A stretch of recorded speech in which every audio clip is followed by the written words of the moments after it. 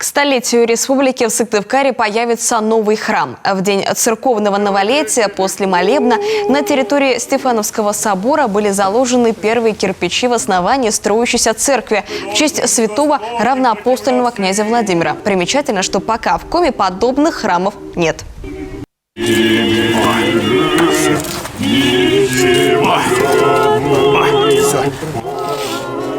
Строительство нового храма на территории Свято-Стефановского кафедрального собора началось в августе этого года.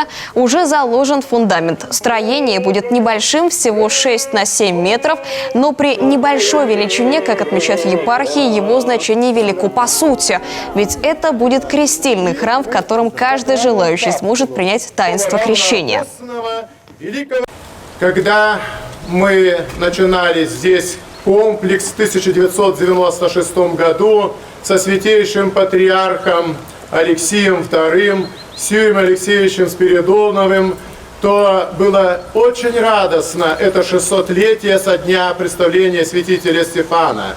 Начиналось одним святым, локальным, нашим, родным, северным, а продолжилось в завершение комплекса общероссийским, святым, нашим великим князем Владимиром, крестителем Руси. Начиналось, конечно, роднее то, что здесь святитель Стефан – креститель коми-зырян, и завершается комплекс крестителем начала Руси, продолжение и завершение ее Владимиром с красным солнышком. В Сыктывкарской коми-зырянской епархии планируют закончить строительство к юбилею республики, чтобы можно было проводить службы на улице и таким образом ощущать общенародное действие радости крещения Руси.